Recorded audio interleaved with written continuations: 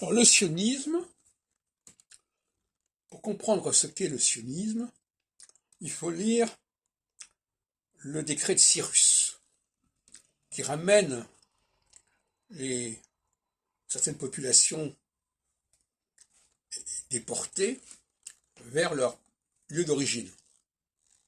Et pas seulement dans le cas des Juifs, mais de tous les peuples. C'est-à-dire, il le dit, Dieu m'a confié le soin de m'occuper du destin de chaque peuple.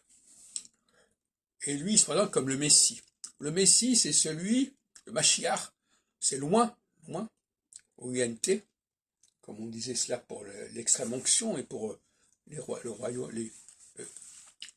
couronnement des rois de France, à Reims et ailleurs. Donc,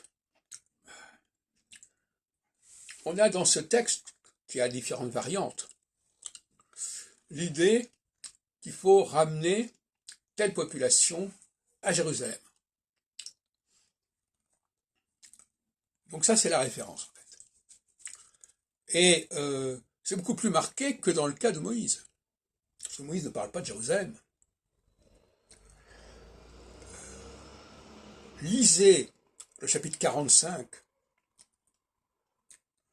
du livre d'Isaïe, auquel se réfère constamment d'ailleurs, pas seulement ce livre-là, mais ce chapitre-là, les évangiles, Isaïe, Yeshayahu, et vous verrez que là, il est clairement indiqué le retour des Judéens, dans certaines versions, ou le retour des Israélites de la maison de Jacob, dans d'autres versions, parce que là aussi, les deux versions cohabitent au sein de l'Ancien Testament.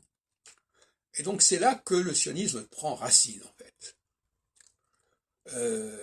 Ce personnage messianique, puisqu'on l'appelle Messie. Le mot Messie, je l'ai dit, je le répète, le Messie, c'est celui qui n'est pas juif, mais qui va, c'est comme Cyrus, il va s'occuper des nations dont il ne fait pas partie. Et Moïse a ce même profil, même s'il y a des retouches, des interpolations, notamment au chapitre 3 de la Genèse, il n'est pas partie de ce peuple, et d'ailleurs, Dieu lui dit, va vers ce peuple. Donc, voilà, Moïse est un calque de Cyrus, en quelque sorte. Et d'ailleurs, le film Les 10 Commandements ont immortalisé ce personnage de Moïse, qui, finalement, est chargé de ramener les Béné Israël, parce que dans l'Exode, c'est pas les Israélites, c'est les Judéens, c'est pas les Judéens, c'est les Israélites qui amenaient Israël tout au long du livre de l'Exode, de les ramener à leur terre d'origine, dont on raconte le détail dans la fin du livre de la Genèse.